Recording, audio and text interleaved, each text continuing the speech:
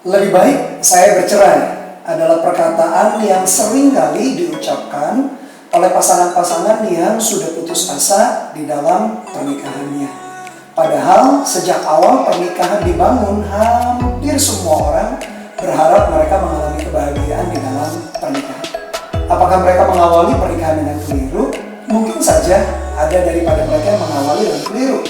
Tetapi sebagian besar daripada pernikahan yang akhirnya kandas dalam perceraian karena mereka lupa untuk merawatnya.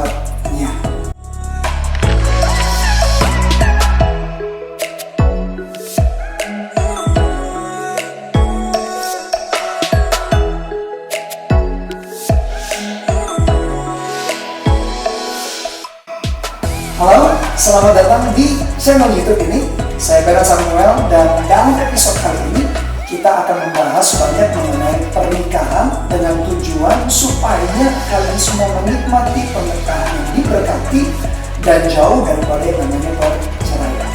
Menurut penelitian ada 10 penyebab utama di dalam perceraian. Adapun adalah sebagai berikut. Dalam episode yang lalu kita sudah membahas 4 di antaranya. Dan episode kali ini kita akan membahas 2 lagi, yaitu yang kelima dan yang keenam. Yang kelima adalah ketidakmampuan secara seksual. Kekurangan atau kelemahan secara fisik menjadi salah satu tantangan tersendiri di dalam pernikahan. Tetapi kalau kita masih mengingat janji pernikahan kita, baik dalam keadaan sehat maupun sakit, miskin ataupun kaya, sampai maut memisahkan kita, harusnya kita menyadari bahwa ketidakmampuan secara fisik atau secara seksual bahkan tidak boleh membuat akhirnya pernikahan kita menjadi goyah. Menurut penelitian bahkan data statistik 20% daripada pasangan suami istri yang menikah tidak bisa punya anak secara biologis. Dan hal ini tentu saja menjadi beban berat bagi kedua pasangan karena kadang menimbulkan konflik dan seringkali berujung ke dalam perceraian. Padahal tidaklah harus selalu demikian. Kedua pasangan bisa saling bercerita, bisa saling mencari jalan keluar bersama-sama sehingga pernikahan tetap dapat diselamatkan.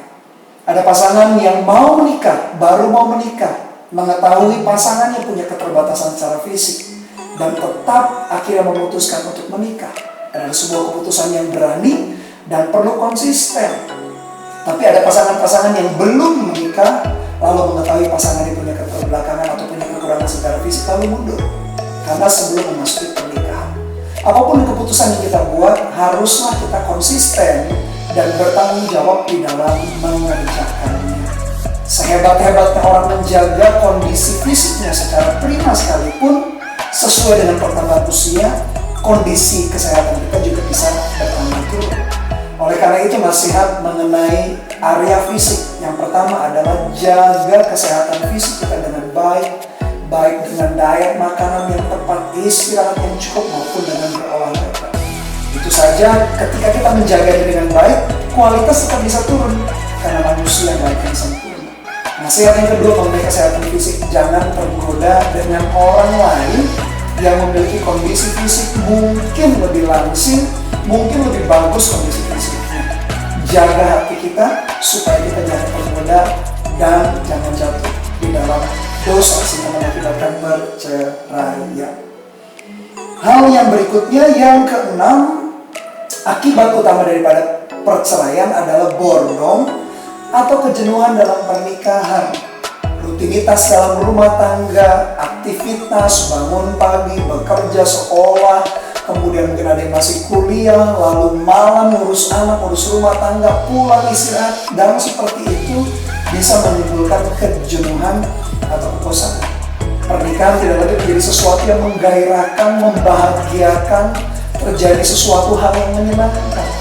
Mengapa hal itu bisa terjadi? Karena kedua pasangan lupa untuk merawat atau menjaga pernikahan itu sebaik mungkin. Dibutuhkan kerjasama antar pasangan untuk menjaga, untuk merawat, untuk memperhatikan supaya pernikahan tetap menjadi sesuatu yang menggayakan, sesuatu yang menyenangkan. Jadi pasangan suami istri perlu kreatif sehingga tidak jenuh, tidak tidak bosan. Dan pernikahan ketika dijalani sebetulnya tidak perlu berakhir kepada kejenuhan. Beberapa nasihat mengenai kejenuhan adalah yang pertama, bernostalgia. Ingat kembali kenapa dulu kita memilih dia sebagai pasangan. Ingat kembali apa yang kita lakukan semula awal-awal di waktu kita melakukan PDKT pacaran. Ingat kembali harapan-harapan apa yang mau kita kerjakan di dalam pernikahan. Nasihat yang kedua, punya waktu untuk berkencan. Berkencan? Iya benar. Kencan itu justru bukan hanya untuk orang yang lagi pacaran saja, tetapi justru harus dilakukan oleh pasangan suami istri yang sudah menikah. Ambil waktu berdua. Jangan diganggu dengan kesibukan dengan handphone kita, dengan aktivitas, telepon rekan kerja, telepon orang lain. Hanya waktu berdua kita dengan pasangan. Bahkan jangan diganggu anak-anak kita. Perhatikan waktu yang berkualitas sangat penting untuk dibangun dengan pasangan kita. Sehingga kita bisa menjaga hubungan tetap baik, tetap harmonis, tetap romantis.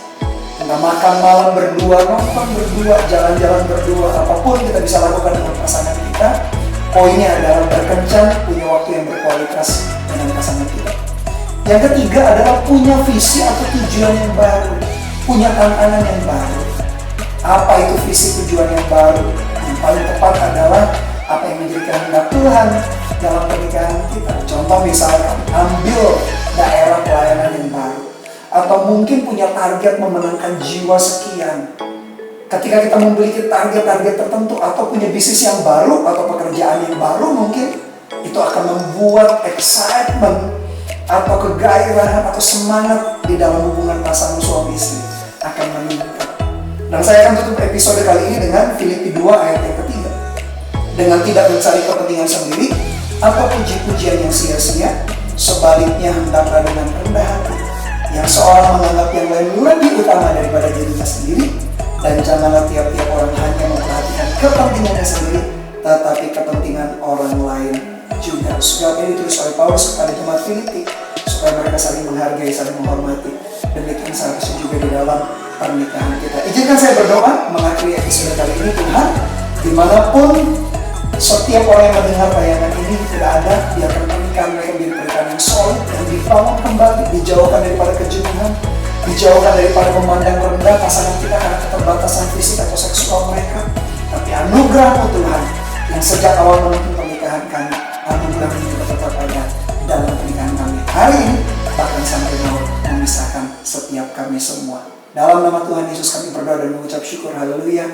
Amin. Jika Anda diberkati dengan video atau episode kali ini, bagikan kepada banyak teman-temanmu, karena bisa jadi video ini akan menyelamatkan mereka daripada perceraian atau membangun pernikahan yang kuat, yang diberkati. Sampai jumpa di episode berikutnya. God bless you.